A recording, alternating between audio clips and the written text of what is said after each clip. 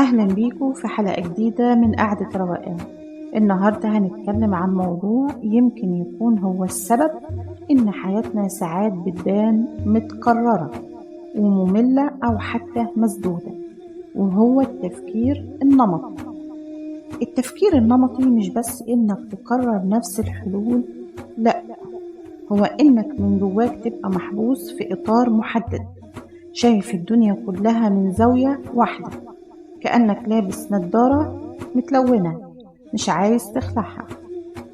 خلينا اديكم مثال.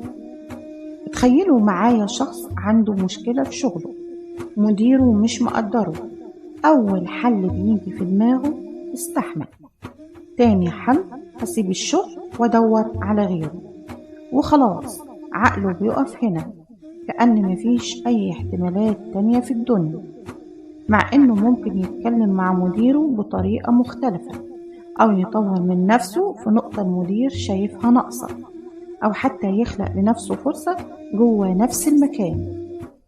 احنا كده بنعيد نفس السيناريو اللي اتزرع جوانا من التربية ومن المجتمع ومن اللي اتعلمناه، وده بيسرق مننا أبسط حاجة، وهي حرية الاختيار.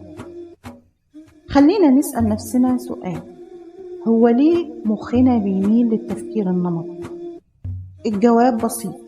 المخ دايما بيدور على الطريق الأسهل، الطريق اللي اتعود عليه، لكن الطريق السهل ده مش دايما بيوصلنا للي احنا عايزينه.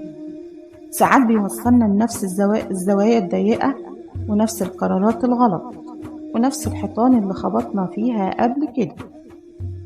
طيب نخرج ازاي من الدايرة دي؟ خلينا أشارك معاكم 3 خطوات بسيطة.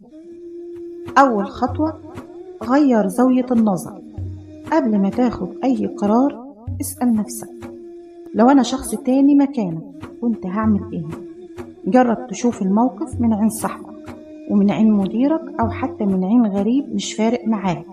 ده بيحررك من قيود دماغك. تاني خطوة: جرب حاجة جديدة صغيرة. التغيير مش لازم يكون ضخم، ابدأ بخطوة صغيرة، طريق جديد للشغل، اسلوب مختلف في الكلام مع شخص مكرر، أو حتى عادة جديدة بسيطة. التغيير الصغير بيعلم مخك إن فيه دايما بدايل. تالت خطوة: اسأل ليه أكتر من مرة. لما تلاقي نفسك متمسك بحل واحد، اسأل: أنا ليه شايف إن ده الحل الوحيد؟ يمكن تكتشف إن ده مش حل أصلا، ده مجرد عادة متوارثة أو فكرة قديمة.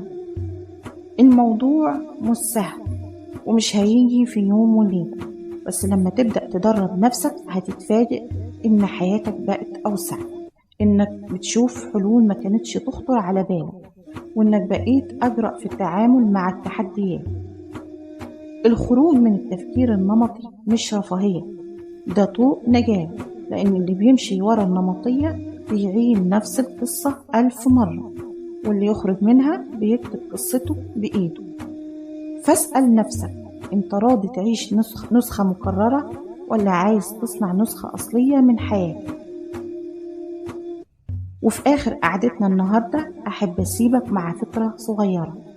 المرة الجاية اللي تلاقي نفسك واقف قدام مشكلة وبتقول مفيش غير كده، جرب تقف لحظة، خد نفس عميق، واسأل نفسك: هو فعلا مفيش غير كده، ولا أنا اللي مش شايف غير الكده ده؟